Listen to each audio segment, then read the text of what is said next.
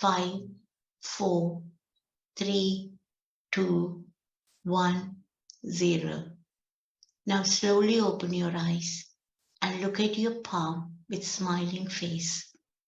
Now clap your hands for this wonderful, peaceful meditation. மாஸ்டர்மார்களே, இப்போது உங்கள் இயல்பு நிலைக்கு வாருங்கள். உங்கள் 2 கைகளின் விரல் நுனிகளை கண்மீது மெதுவாக வைத்துக் கொள்ளுங்கள். 5, 4, 3, 2, 1, 0. இப்போது கண்களை மெதுவாக திறந்து கைகளை எடுத்து அதை சந்தோஷமாக பார்த்துவிட்டு இந்த அருமையான அமைதியை தந்த தியானத்திற்கு கரகோஷம் செய்யுங்கள். எல்லோருக்கும் எமது நன்றியை தெரிவித்துக் கொள்கிறோம். வணக்கம். இந்த தியானத்திற்கு அமைதியான இசை அளித்த ஸ்ரீஸ்கந்தராஜா மாஸ்டருக்கும் இதை பதிவு செய்கின்ற டாக்டர் சதா மனோ மாஸ்டருக்கும் இந்த தியானத்தில் பங்கு பற்றிய மற்றைய அனைவருக்கும் எங்களது மனமார்ந்த அன்பையும் நன்றியையும் தெரிவித்துக் கொள்கிறோம். On our behalf, we would like to say thank you for the calming music played by Mr. Srikandarajah Master from UK. Also, we are thanking Dr. Satha Master from UK for recording our program. Above all, we thank all of you for taking part in this meditation. நாம் எமக்காக செய்யும் இந்த தியானம் கூட்டாக செய்யப்படும் போது பிரபஞ்சத்தில் இருந்து பெறப்படும் சக்தி ஒரு சமூக சக்தியாக உருப்பெற்று வீடு, வீதி, நகரம், நாடு, உலகம் என விரிவடைந்து வலுவடைகிறது. இந்த தியானத்தில் ஈடுபட்ட அனைவருக்கும் PSSM தமிழ் யூரோப் இந்தியா அமைப்பினரது உதவிக்கும் PMC தமிழ் அமைப்பினரின் உதவிக்கும் எமது நன்றியை தெரிவித்துக் கொள்கிறோம். வாழ்க வளமுடன். வாழ்க. வணக்கம். When this meditation that we do for ourselves is done collectively, the energy derived from the universe becomes a social force and expands into home, street, city, country, and the world. We would like to express our gratitude to all those involved in this meditation for the help of PSSM Tamil, Europe, India, and for the help of PMC Tamil.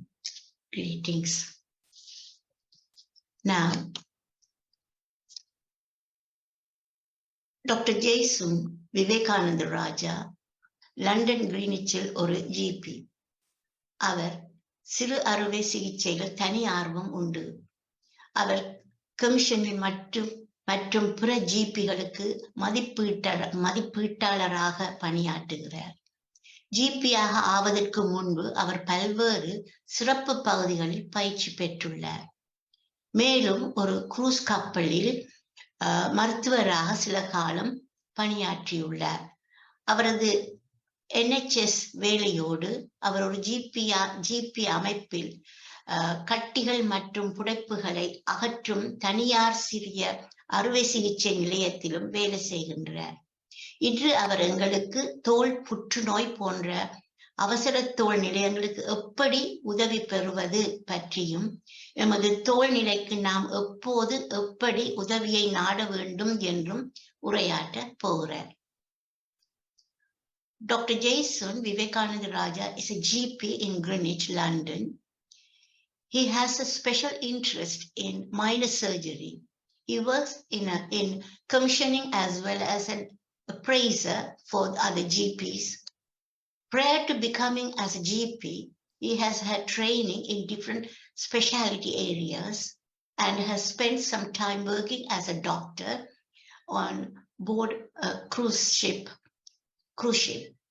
In addition to his NHS work, he does do private minor surgery work removing lumps and bumps in a GP settings. Today, he will talk about seeking help with urgent skin condition such as skin cancer. When and how you should seek I seek help for my skin condition. Big question. Now we all invite Dr. Jaisun to our platform. Please come, Dr. Jaisun, for the platform. Thank you very much for the introduction. அனைவருக்கும் வணக்கம். I appreciate the opportunity to be able to share this with you. If I can share the screen, are people able to see the screen, the PowerPoint? Yes, we can. Yes, very Yes, clear. Thank you.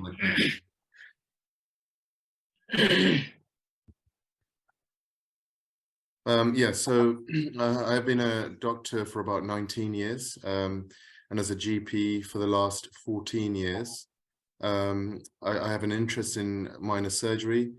I'm not a dermatologist, but I just wanted people to be aware about skin cancer, what kind of things to look out for and when to seek help.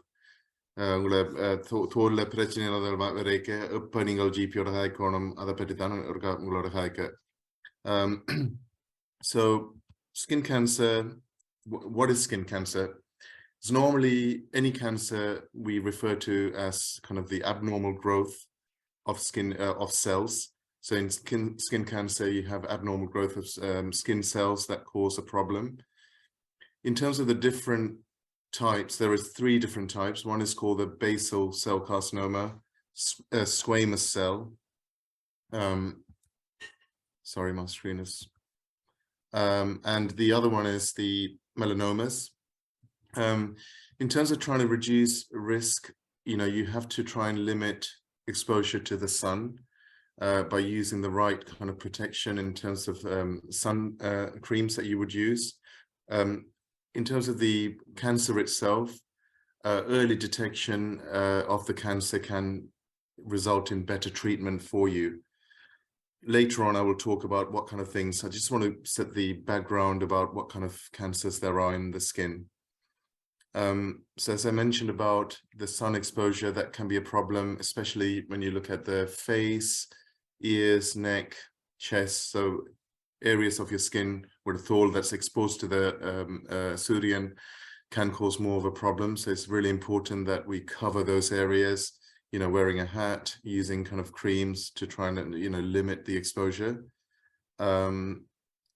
It's less common in people with darker skin, Asian skin, Africans, Black people, less common, but it still happens, which is the reason why I want people to be aware. And in darker skins, it can be in other areas such as your palms, so the inside of your hand, also the soles of your feet. You can get these kind of skin cancers developing. So it's important for us to be aware. And generally speaking, the less worrying, less dangerous is called non-melanoma skin cancers. And the melanoma skin cancers can be more of a serious problem for people. So non-melanoma skin cancer, I'm speaking in the context of UK. I know some of you have joined us from Canada and other areas. It's the most common in the UK. We have about 147,000 new cases of non-melanoma skin cancers. It can normally be the appearance of a small lump, like a vicum or a swelling appearing. And often it can be kind of a discoloration, like a patch. So the color can vary. So if you have a skin problem developing, it's very uniform in color. So the color is the same all the way through. It's less likely, it's something worrying. But if you have different colors present in the skin lesion that's come up, that can be more of a problem. So again, non-melanoma skin cancers do develop in the areas exposed to the sun. So the GP, general practitioner, or your family doctor can be the first port of call that you might seek advice from if you do develop something like that. And especially if you get ones that are not healing. So if recover when he healed keeps on bleeding, itch pani, then it's really important, especially over a period of 4 to 6 weeks. If anything like that happening, very important that you seek advice. The types of the non-melanoma I already mentioned is one of them is called the basal cell carcinoma, and the other one is the squamous cell carcinoma. These are the 2 types. So the basal cell one is more commoner, so it accounts for about 75%, and then the squamous cell accounts for about 20% of those cancers. So the basal cell carcinoma, usually it's kind of presents like a shiny kind of pink or a pearl appearance aericum. It can also have a kind of a redness, sort of the red aericum. And it can slowly grow. It doesn't normally grow very fast. It slowly grows. And normally the good thing about the basal cell is that it doesn't spread to other parts of the body. So it's usually very local. So it's very much easy to try and treat with the basal cell carcinoma. With a squamous cell carcinoma, it tends to be like a pink lump. It tends to have a kind of crusting of the surface, so kind of rough aericum. When you feel it, it will feel a bit hard and rough. It can also feel a bit tender. Skin damage it will develop. So you might feel that it's when you press it, it will feel a bit uncomfortable or painful. And there's a small risk of squamous cell carcinomas going to other parts of the body. Compared to the other one I talked about, the basal cell, the squamous cell can spread to other parts of the body, which can be more harder to treat. So again, this is another condition, which is Bowen's disease, where you have a cancer which is contained within an area. And the problem is, if you don't treat these ones, they can sometimes go outside the boundaries, spread to other areas. So that's important to identify. Again, something, as a patient, you would not be expected to identify, but if you notice things are changing, it's always important to seek advice. And again, this is another one, which is actinic keratosis, which can be kind of patches of kind of pink color, red and brown. And the skin can sometimes become very thick, and you can sometimes get like a small horn or a spike coming up on it. Again, the worry with these ones is that it could turn into squamous cell carcinoma. Again, if we identify it early on with the changes, some of the treatments can be very minimal, creams and things like that can help to avoid it getting worse. So what causes non-melanoma skin cancer? So again, it comes back to sun exposure. So making sure, you're wearing a hat, using the right sun factors to try to limit kind of the exposure with the sun. Again, we always get told with the sun, it's important for vitamin D, for your bone. And then we get told, protect your skin, don't go in the sun. It's trying to find the right balance, wearing the right protection for the skin, as well as trying to get the sun so that, your vitamin D levels are good as well. But those factors limit you burning the skin. So if even darker skinned people, we can burn in the sun. So even your children, if they're not wearing the right kind of skin factor in terms of the sun protection, the chance of them burning the skin is there, and the risk of then getting cancer is high. Again, looking at family history, if there are a family history of your uncles or aunts having skin cancer, then the chance of you having it might be more. Again, if you have a large number of skin problems, lesions or moles that people get, again, it makes you more likely. Again, less common in Asian people, Afro-Caribbean people. More so, you tend to get in white people, Caucasians. And if you also have other conditions that suppress your immune system, that can be also a problem. There are conditions where, as doctors, we prescribe medications that suppress your immune system because there is a condition that is causing a problem for you. And that suppression can also increase the risk for developing kind of non-melanoma skin cancer. So in terms of the diagnosis, what you would normally do is to see your GP or your family doctor for them to examine the skin. They may refer you to a skin specialist, like a dermatologist. In the UK, we have something called the 2-week referral system, which is an urgent referral. So if there are suspected kind of changes of your skin that the doctor's worried about skin cancer, normally you get seen within 2 weeks. So it's very similar, not just with skin problems, but with other things like, lung cancers and other cancers, we can refer you quite urgently. In other countries like Canada, I know they haven't got a similar system, but in the UK it's quite robust. It works quite well. but sometimes there are delays. You know, currently there are kind of backlogs with lots of different appointments that are being delayed, but usually you will be seen within 2 weeks.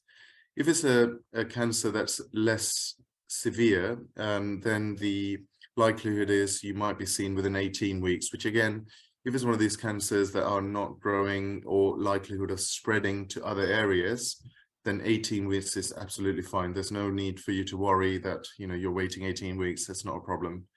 Other things that we do, because I do the minor surgery, we sometimes see a problem. I'm not 100% sure, is it worrying or not? So what we do is like a biopsy. So we give it like a local anesthetic, then we take a sample of the skin area that's causing a problem, send it to the lab, and what they do is under the microscope, they will have a look to see if there is any signs of any skin cancers. If there is signs, then we might then do a lot bigger incision to try and take out more of the skin just to make sure it doesn't come back. So it's really a more examination under the microscope to have a look to see what's going on. Treatment-wise, you know, the usual definitive kind of treatment is surgery. So normally if you are referred for such a problem, what they would do is to look at the area, and usually we do a margin, which is like a 2 millimeter extension. So if you have a, I don't know, 5p coin, so from that 5p coin, we would do a 2 millimeter all the way around. Then we will take some extra bit of the skin so that we make sure we remove the cancer along with some normal skin. That way the chance of it coming back is reduced.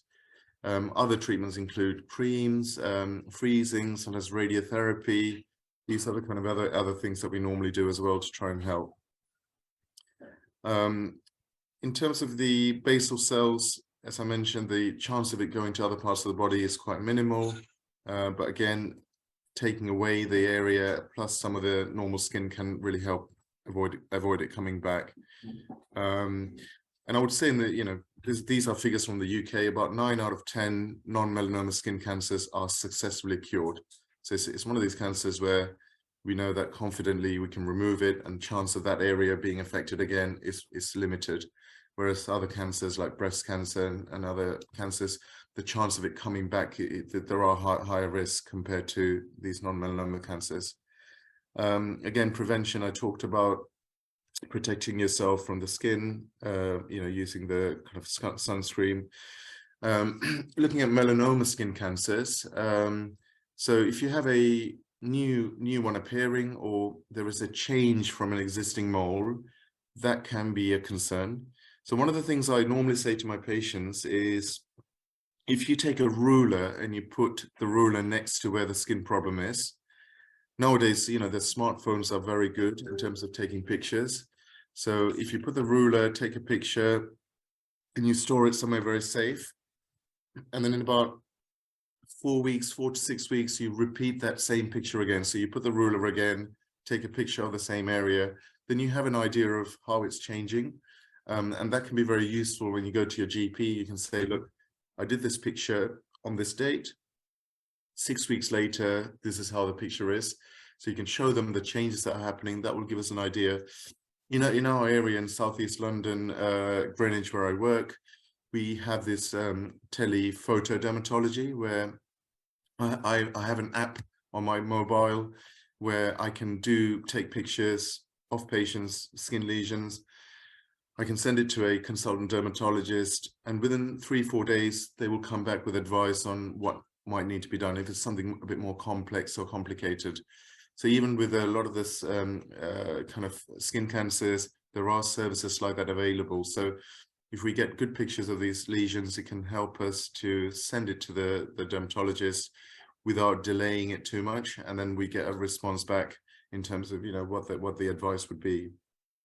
So again, changing in shape, size, and color is really important.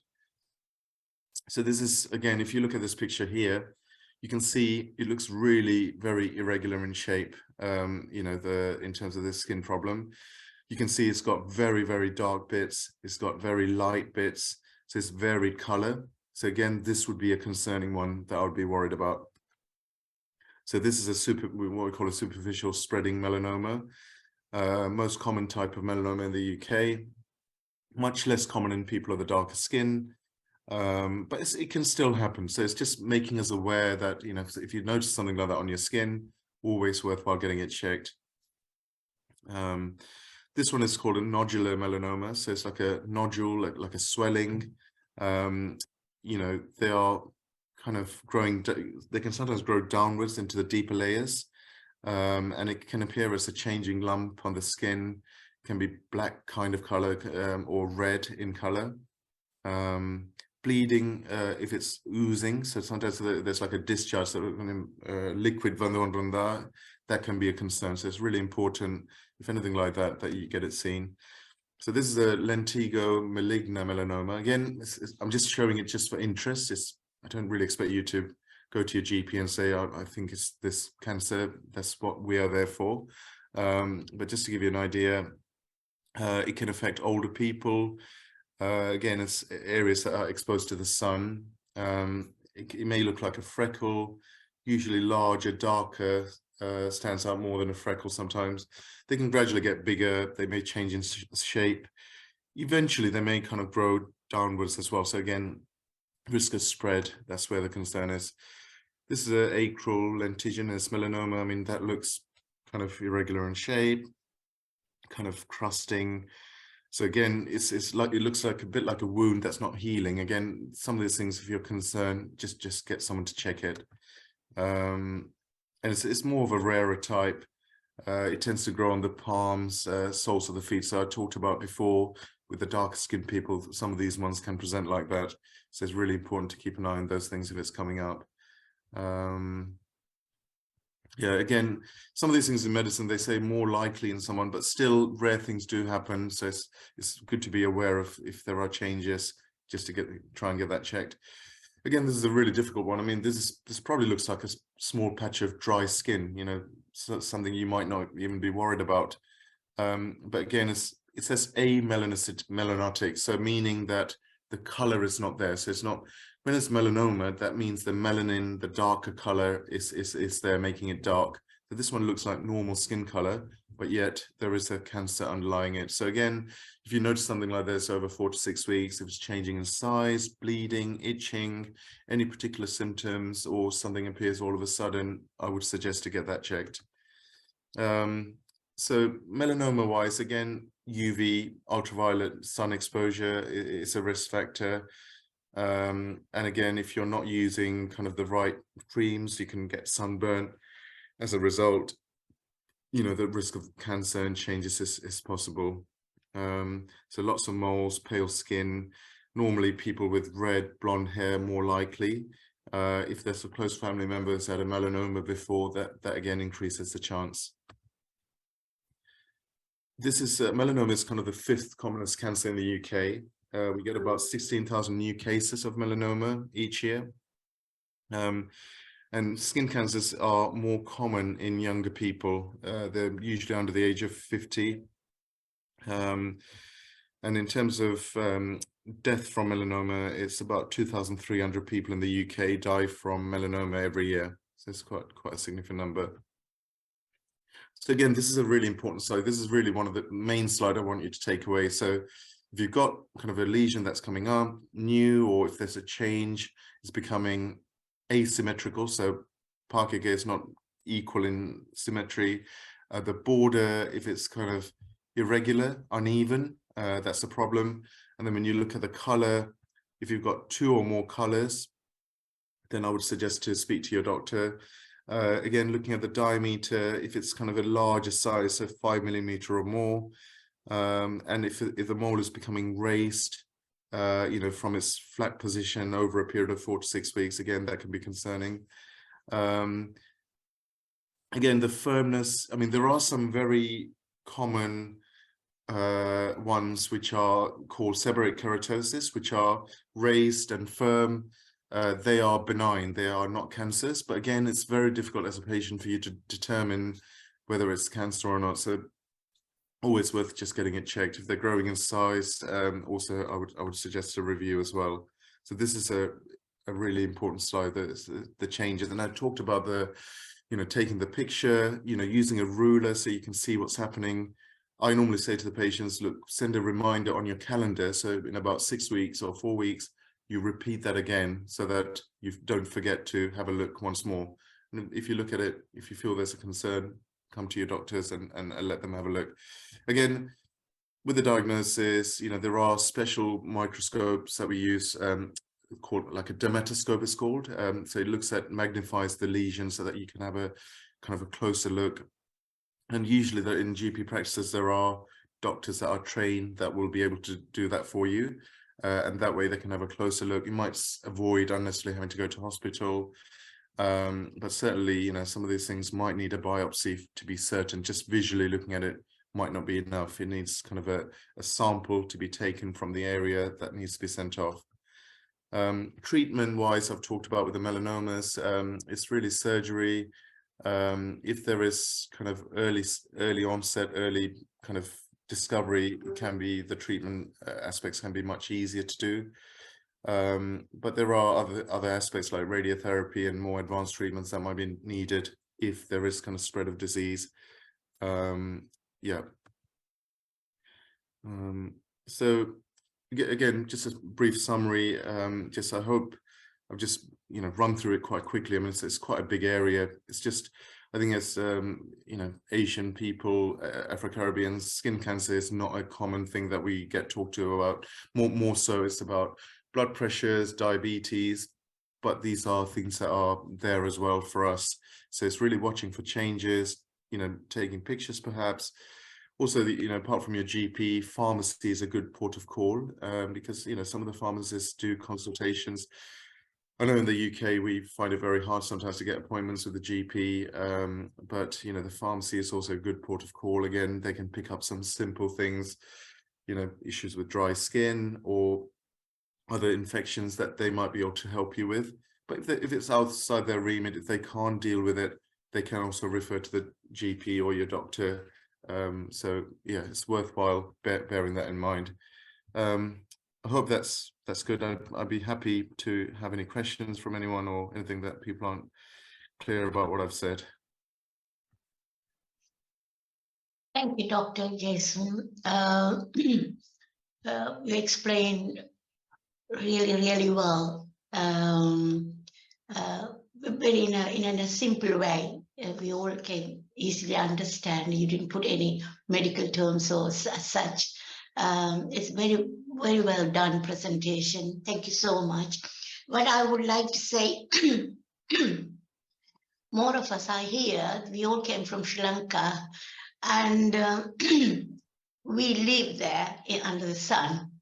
And we exposed to sun over there, but we weren't affected that much as now. Maybe people were there before, we didn't know as such. Over there, I thought the risk is lower than here when we're exposed here. Maybe the ultraviolet or I don't know, because of that reason or whatever. The children are here. Especially they are well protected. We all putting suntan lotion and so on. So what happened to the immune system in that scenario? We have to build up immune system in a different way, or in the summer for them to get protected by becoming our immune system? Also, you said. Yes. I mean, the immune system is more of a problem if you are on certain medications that suppress your immune system. So generally speaking, I think in Sri Lanka, back in Sri Lanka, I think all of us, I don't think we do things like sunbathing, sitting in the sun. I think a lot of white people, Caucasians, do those kind of things. I think we don't tend to expose them that way. We would, wear a hat, when it's very hot, we wouldn't be out in the sun so much. So I think the risk of that is quite minimal. And I think for the children, there's nothing specific I would suggest apart from the sun factors. I've been on holiday in Egypt and I've stood in the pool with the children for 2-3 hours and I've actually burned my skin because I've not managed to put enough of the sun cream. So it's possible for us to burn our skin. And I think, I suppose in Sri Lanka, we may not have had that kind of holidays. It's slightly different environment we're in, and it's normal because it's cold weather. is quite exciting or quite nice for us when we go to a warm country and you want to be in the warmth. So the immune system wise, I would say it's not directly, you know, unless you have an immune problem, there are instances, but it's more the sun exposure and not having the right creams to protect you. I think that's more of a concern. Yeah. Another thing I'll ask, you mentioned about the treatment such as freezing the cells, and also as a small surgery as such. And so, but you told me, I don't know whether I misunderstood or not, there's a number of deaths occur.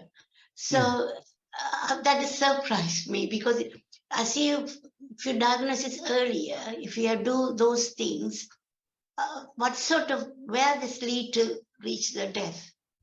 So the main issue with the death is usually with the melanoma skin cancers. So they are more aggressive. So whenever you have a skin cancer, if it's just in that one area and we are able to take that cancer away, that's very good. But there are instances where the cancer can spread to other organs like the liver and different organs. In that instance, then that's the reason why the death occurs. So similar with you know, breast cancer, you know, if it spreads to other organs, glands, things like that, then the treatment becomes very difficult, because then you're looking at things like radiotherapy, and it's more, I would say, it's in Caucasian people. I don't think it's a common occurrence in Asian, Afro-Caribbean people, because, you know, skin cancer generally aren't as common. But I think for us, it's mainly the, you know, in palm areas, soles of the feet, and it's really the changes that you would look for. I think I personally, I would say to ourselves, more so looking at exercise, looking at control of blood pressure, diabetes, you know, these main kind of conditions are more important for us. Yes, I think. as we get old, our skin gets Yes. thinner as well, isn't it? So Yeah, there's less diet, keeping protection as activity. such, Yes, yeah. so I don't want to make people scared that, you know, we're going to get No, skin cancer. that's obvious, isn't it? We can, Yeah. yeah. Thank you very much indeed. Yeah, and now I think under the master, she's going to give her. All. Thank you very much, Jason. You brought the awareness of this skin cancer. And Jason வந்து நல்லா தமிழ் கதைக்கக்கூடியால் நம்முடைய நான் தமிழ்லே Right, okay. Jason, Yeah. அந்த இதை பற்றி கூறுந்து இப்ப இதுல வந்து சில பேருக்கு வந்து எக்ஸிமா இருக்கு, இதெல்லாம் எக்ஸிமா இருக்குல, அது வந்து கேன்சராக மாறக்கூடுமா? No, eczema is a very common condition. It's a dryness to the skin, normally in the behind your knees, on the elbows, on the inside. These are the areas that you get. So that condition is usually you would moisturize, you know, use a good moisturizer. Again, you know, in terms of skin products, you know, even things like Johnson's, you know, for babies, those kind of things can be quite irritant to the skin. So even just using water and then moisturizing well is very important. So very low chance that something like eczema would turn into cancer, unless there's a particular skin area within the eczema that's changing rapidly despite you treating it with the right creams. So you know, I wouldn't say that eczema would turn into skin cancer. It's a very common condition, but it can be quite lifelong. And it's one of these things where I think medicine, we always want to cure. We always want to make sure that we are cured of the problem. But some of these things are, you know, can be there for a long time. Children get it and they can grow out of it. But quite often, if it comes into adulthood, it may be something that carries on. So it's important that you follow the management plan that you're given by the doctor. If it's falling outside that or something else is changing, always get that checked, because that way, if there is some new changes that the doctor's worried about, they can look into it. So it's your advice, உங்களோட advice என்னன்னா, இப்ப இந்த குளிச்ச உடனே எல்லாரும் cream பூசி செய்யறது நல்லதா, without keeping a skin dry over நாளும்? Do you think? Yeah, I would say it's more of a issue if you get problems with dry skin, then moisturizing well is important. But if you don't have issues with dry skin, I don't normally moisturize after having a shower, so I don't have a dry skin issue. But if I had that, then I would definitely suggest that you do that. There are simple moisturizers. There are people with dry skin, and you know, some people, they need to apply this cream. So that's what I'm asking. Yeah, no, it definitely doesn't do any harm at all. You know, these are simple moisturizers. You know, if they are moisturizers, they don't have steroids.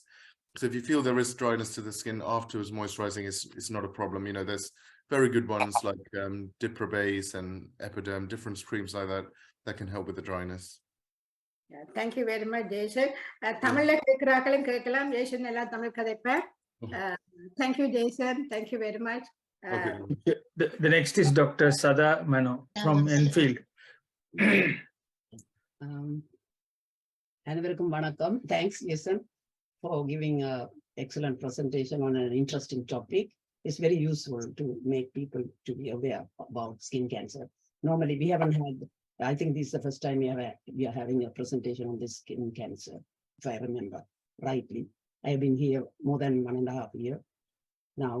And what I'm more concerned and interested to know is, I know you worked as a GP and you are in this field, but the concern is the referral from the GP. There may be delays in that.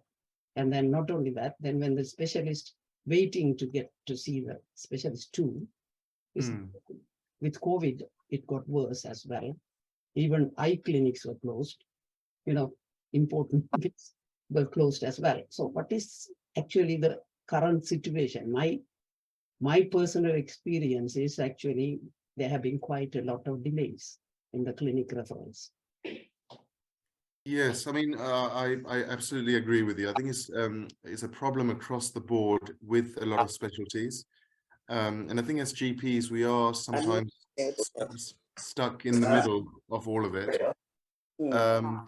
I think even, you know, I've come across instances where the patient can't get hold of the medical secretary, but they manage to speak to me and ask me what's happening to the referral, which is a complete waste of my time because, you know, I could be seeing someone that I could avoid going to A&E and things like that. So I think it does vary with areas, but as I said, you know, in Southeast London, we have this application called Consultant Connect, where I can take some fairly good quality pictures and send the pictures via this application to the consultant. And within 2-3 days, I can get a response, you know, if there is areas that I can't deal with. So it does vary a lot from, you know, different areas. So I think some areas are suffering a lot, and I'm not sure 100% about North London, but I think I hear your concern. Yeah, you rightly said that, because from your presentation, I knew it was a more positive aspect you were explaining about your service. But Yes. even during COVID or after COVID, even we haven't seen I didn't see your doctor. They're all busy, they say. And they you have to send photos, maybe certain aspect of, you know, it is not everybody. And one situation, my husband had back problem, and the GP asked me to do a straight leg test and all these myself, and then to tell the result. Gosh, yes. Yes. So that's not all actually. He should be the patient, because, okay, I worked as a GP. That doesn't mean anything in that sort of issue. It's not correct to deal like that. But that's what he asked me to do. Yes, yes. I mean, again, in Southeast London, we are some innovative things we're doing. We have a medical photographer. So rather than relying on a doctor or a patient, we are getting them to take pictures, and then it's going to the dermatologist. So again, we're trying to avoid this long delays, because there are weeks and weeks of delays, especially when you look at non-cancer skin problems. So tall peritoneal, which are not related to skin cancers, there's even longer waits. You know, there are weeks and weeks of wait. But the skin cancer, if it's like something like melanoma, we are, you know, 2 weeks, maybe a bit longer, but you know, nowadays we are managing it. I think it's getting better in that sense. Yeah, one other thing I wanted to ask, based along Arundhati Master's question, actually, you know, sunblock and all, when we go to Sri Lanka or hot countries like that, we, as a prevention, we all apply sunblock. That's my personal view is that's a good idea to do that. Yes, 100%. Yes, 100%. Okay. Thank you. No. Thank you. The next is Nimish Swaminathan from Modern. Thank you. Thank you. Thank you again, Mr. and Mrs. Srikandarajah Master. Thank you for bringing a good educational, very intelligent doctor to us to advise. I'm so pleased to hear that. Doctor, can you please advise to us which cream is better to prevent the skin cancer? Or so many people can say Vaseline nalladhu, baby lotion, Johnson nalladhu, அல்லது sun cream நல்லது அப்படி என்று கனபேர் different people they are saying different names. You are இதில் expert படினால எது நல்லமன்னு கொமனா சொன்னா நாங்கள் அதை follow பண்ணா better for us and I'm asking you if you don't mind please doctor. Yeah, no problem. I think the main thing is if you are going to be in the sun exposed, if you're going to be exposing your face or the sun exposed areas, then you wear like a sun cream, you know, like a sun factor 50 or something like that, just to make sure it forms a layer that limits. So if it's a cold weather, if you've got yourself covered, you're wearing, you know, hat and you know the exposure is limited, then there's no need for you to wear sun cream. You know, there's no risk, you know, because the sun is not hitting your skin. So if you're finding that you're going to be sitting outside in the garden for a period of time in the sun, then I would suggest to use like a sun cream to try and help.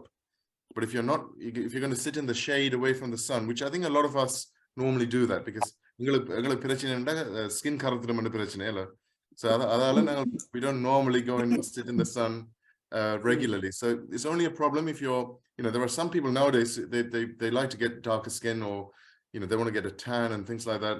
You know, people are changing, you know, it's not the same as what it was 10 years ago, 15 years ago.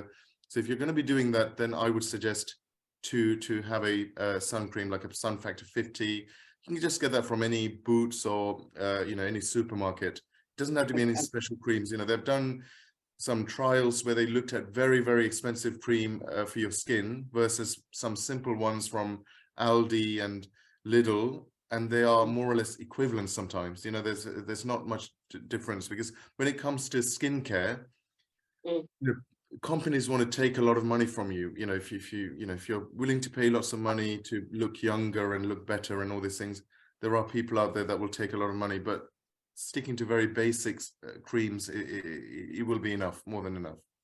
Okay. Thank you, sir. Thank you. Thank you. I would like to add, ஸ்லோனுக்கு போனா தான் அது போடணும் இல்ல. யூகேல இருக்கே செய்யறாலும் தொப்பி போடணும் தான் வந்து செய்யுங்க. அவர் கேட்டது ஜெய்சன், டாக்டர் ஜெய்சன் என்ற டே டு டே ஒவ்வொரு நாளும் அப்ளை பண்ணக்கூடிய ஒரு கிரீம் தான் அவருக்கு ஒரு கேட்டவர். Init cream that you can I think that's more, you're thinking about if it's dryness to the skin, not for skin cancer, but if you're worried about dryness to the skin, I would suggest there's one called Cetraben, Cetraben, is a good moisturizer. So if you have dryness to your skin, you can apply that. Or even like a Vaseline skincare is fine. You know, this is, you know, simple Vaseline. Yeah, just something simple. You know, you don't need to. If your skin, you know, to touch is not feeling dry or itchy or irritated, there's no reason to apply a cream. You know, it just doesn't do anything overall. But if you go to a lot of these expensive cream companies, they would say apply it all over your body. But, you know, if it's not causing a problem, there's no need for it. You know, make sure you're drinking enough fluids, make sure your urine is clear. So, you know, your hydration is good. These are the main things I would concentrate on. Because that should be more than enough. Thank you, doctor. Thank you. Thank you very much. Okay, thank you. Nice to see you, Jason. It was an excellent speech. You explained all the details very well about the skin cancer. It gives us the awareness to know the symptoms, which helps us when to consult GP. Thank you very much again, Jason. No problem. Thank you. Next is, I think, Yoga, Jnana Yogaraja. You want to ask any question? After that, can Kuganese. Yeah, I was treated from psoriasis for 12 years. Just recently, I seen a dermatologist privately, and they done the biopsy and diagnosed with lichen planus. So the treatment is not helping that much. This is still continuing. So is it light and planners is a deep skin rash, or what is it? I mean, I can send you some information to you directly. I'll get the email or contact for you. I mean, the lichen planus, you must have been given steroids and things like that, steroid creams Yes, I was given, yes. Yes. I mean, it can be sometimes it can be quite resistant. It looks like they've gone through, I mean, psoriasis, usually they even use like phototherapy, like light treatment. Yeah, I have gone through so many treatments. Yes. Yeah, I mean, it's you know, some of these things can be, you know, some of these things, you know, we may not have had in Sri Lanka. We are kind of having in our people now. This is the reason why. I mean, psoriasis I'm living here 50 years now, but I talk to you personally. I get the phone number from Mr. Yes. Okay. Yes. Yes. I can maybe have a chat to you that. Yes. Okay. Thank you. No problem. Next is our poet organization, please, from Cheam, England. Thank you. Doctor, நான் உங்களோட உறவாளன், உங்களோட அம்மாண்ட very close relative. உங்களோட வீட்டுக்கு 2 வீடு தலித்தான்கள் வீடு, அதை விடுங்க. நீண்ட காலம் தொடர்பெல்லாம் போட்டதால உங்களுக்கு என்ன தெரியாம இருக்கலாம். உங்களோட சிஸ்டர்கிட்ட கேளுங்க, சொல்லுவாங்க. பாப்பாங்களண்டு அவர் சொல்லுவாங்க. Anyway, besides the point, I think you were very young when I came in here, so unfortunately, I mean, we lost contacts anyway. Your sister contacted me several times. Anyway, she will know.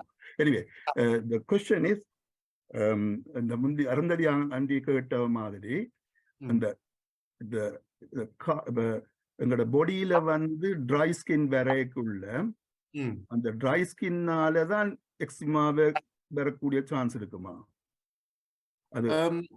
The eczema is like a extreme form, or a worsening form of the dry skin, more or less. Okay. So the dry skin it doesn't necessarily mean you will get eczema as such. So normally in the dry skin you will get kind of a redness or itching verum. And sometimes you get or a particular area verum, or skin or one area mattum verum. And eczema normally அது very specific distribution is like in the elbow, inside of the elbow verum, mulangala pinnukku verum, and it can be very thick skin, can be very dry, flaking, sometimes in the bleeding of the verum. So the dry skin itself is on one end of the spectrum, I would say, and then the eczema is much more of a worsening of that. So again, you know, I always say about the hydration, you know, drinking the amount of fluids. These kind of things can help make sure the skin looks more healthy.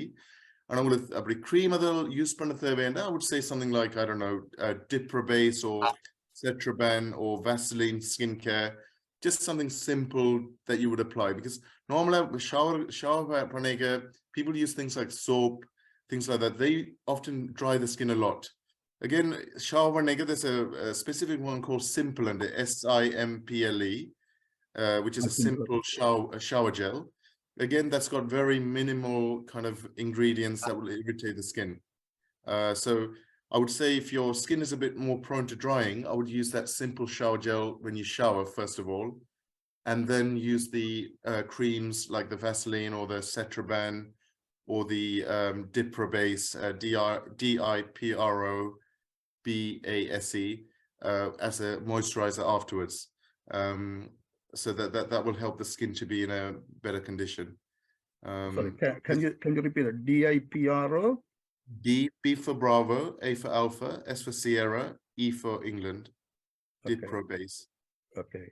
And another thing is, it can create a bit of a what you call allergic problem as well. Yes. You know, like sort of a when it comes to you know, certain time, your body can actually swell, and that's nothing to do with dry skin, isn't it? Or it can be not normally. You know, if it's normally allergic reaction rashes tend to be raised tergum, so flat tergum, raised tergum, normally very itchy. Okay. And then it can come and go. If you have an allergy to certain things, the rash will come, then go away, then come again. If it's a severe allergy, there is problem with a sondila swelling verum. Swell venom. the breathing difficulties, chest tight. That's a serious condition that you have to call ambulance or go to the hospital straight away. But normally allergic rashes tend to come on and off. Again, people always worry that they will say, oh, what's the problem? As an adult, less likely that's the case. And by this time, we would have eaten so many different things, less chance for our diet to change very much. We'll have a very similar thing Monday to Friday or Monday to Sunday. We'll eat very similar things. So unusual for food substance to cause that. More common in when it's a baby from breast milk when they're weaned onto solids. At that time, often these food allergies can be there. But in terms of what you're describing, if it's coming on and off, it could well be something that you're reacting to. It could be the washing powder. Again, washing powder, I would suggest like a non-biological washing powder. It tends to be less reactive than biological. When you get non-biological, especially children nowadays, they get a lot of these reactions. So non-biological tends to be better. And shower gels as well. I would suggest like a simple shower gel. So it's very basic. If you're okay with palm olive, then it's fine. But if you're reacting, then I would go for like a simple shower gel, which is normally quite good. And do you need to avoid some form of soaps? Normal okay, yeah. Normally, I would say that dries a lot. I don't know which one you use, like Dove and things like that. I think the soap is not good. I don't think soaps are good. I would say that if you go for this simple shower gel I was talking about, you might see a big difference. You might not even need a cream afterwards. If you stop the soap and use the simple one, it might actually stop irritating. So you can completely avoid the soap and use only the simple. I would say so, especially some of the soap, like Indian soaps or Sri Lankan soaps.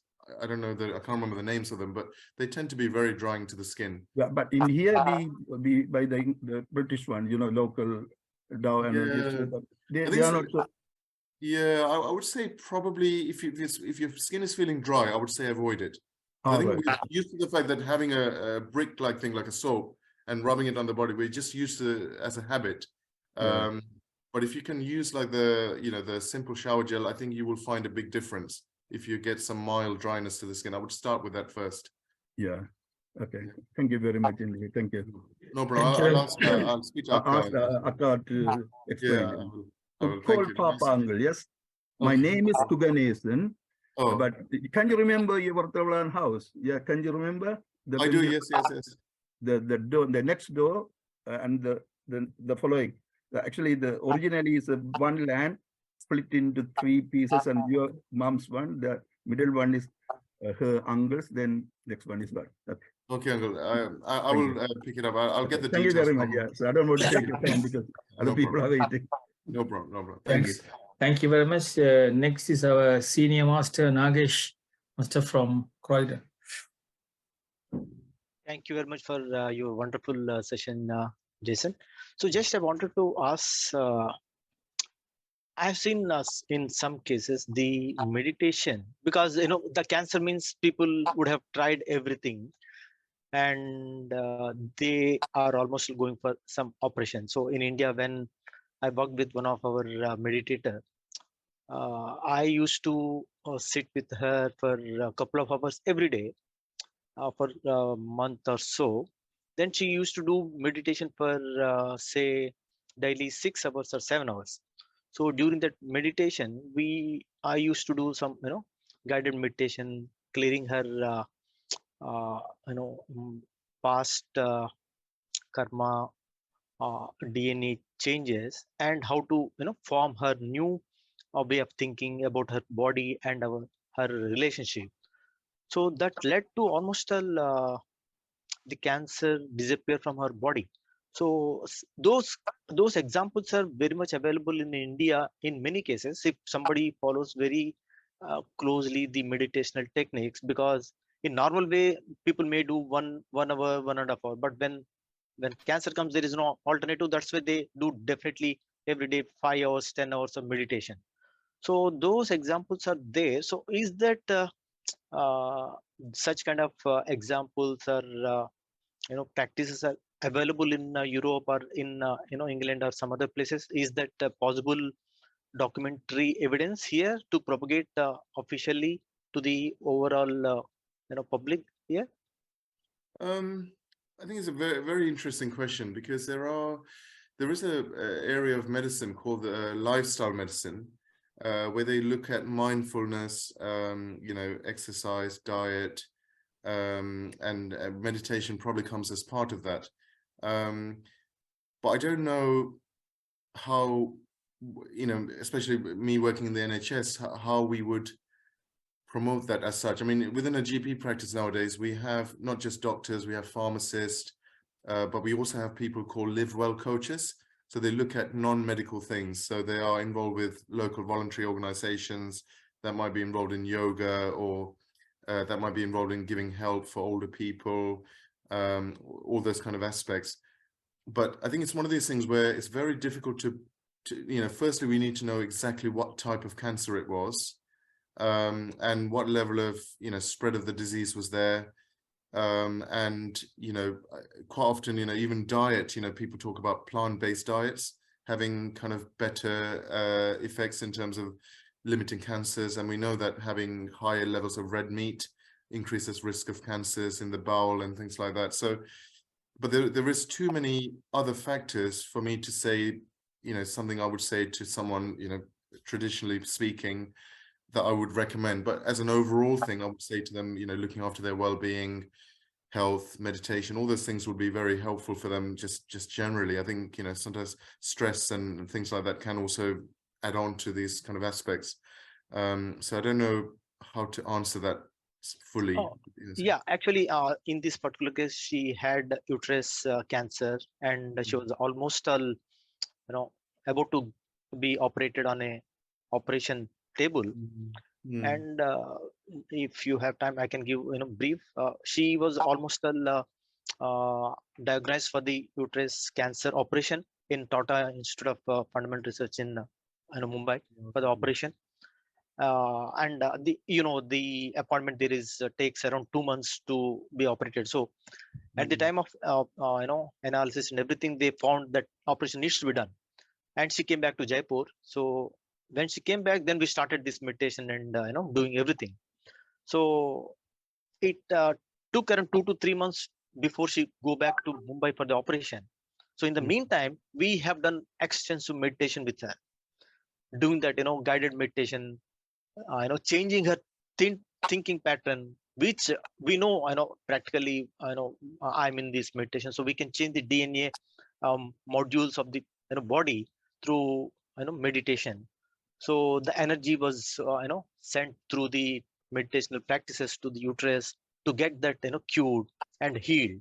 So by the time she went to Mumbai for the operation, and because in the meantime the tablets and other things, chemo, it was going on, because that's important before the actual operation happens. So she went to hospital for the operation, and she was all into these just before the operation, she normally patient is taken to the next one caring area, and doctor comes and checks everything, the files, what is to be done and everything. So she was doing everything, and they started performing the test about where to exactly do the operation and everything. At that point of time, she found there is no cancerous or malignant cells there. She said, why you are here? There is nothing to be operated here. So such is the case that we come across. So I'm just thinking, can't we document such kind of cases by practicing the meditation? Because something happened, no? 3 months before it was not there. By the time she went to the operation for that particular case, it disappeared. So science may be recognizing, not recognizing, I don't know. But is there a possibility that these things can be considered in NHS or in, because unless it is researched and documented well, the doctor fraternity will not even accept that that is possible. Yeah, I mean, some of these ones where they are individual cases, it can be very hard, because in NHS, like traditional medicine, we look at evidence base. So as an example, if you look at blood pressure tablet, we've done trials where 1,000 people would have the tablet, 1,000 people will have a placebo, so that there's nothing active in the tablet. And then we would then monitor them over 5 years, 10 years to see level of stroke, heart attack. And then, you know, some of these trials were stopped very early because we found that being on the blood pressure tablets, that group were surviving compared to the other group. They were having heart attacks very early on. So, you know, that level of evidence is what would say to the NHS, okay, this is going to work. When you're looking at very small number of cases, it's very difficult. You know, I mean, you've got someone with metastatic cancer. If you've got 100 people, very unlikely, majority of them will say, look, let me do the meditation, not the surgery. Because by that time, within a number of weeks, they would be kind of, you know, they might be dead. They might be dead, deteriorating. So it's very hard to say to them, look, as NHS, we're going to say to you, go for meditation. We won't do the surgery, because historically we know what will happen. And in medicine, you know, nothing is 100%. You know, things do happen outside our control. You know, we don't always have everything happening the way it should. But it's interesting. It's worthwhile documenting those things, and you know, and it may be something that you would add on to them having a surgery, or pre-surgery doing meditation. That might, I don't know. It's unlikely to do any harm for them. Yeah, It's absolutely. interesting. I appreciate Parallelly, it. the meditation process can also be continued in that way. The treatment should also happen, and you know, the meditation should also happen. Somebody guiding them to do that. So Yes. it can give, in most of the cases, it may give some results. Why not? If surgery is avoided through meditation, why should not we try that one? That's the point.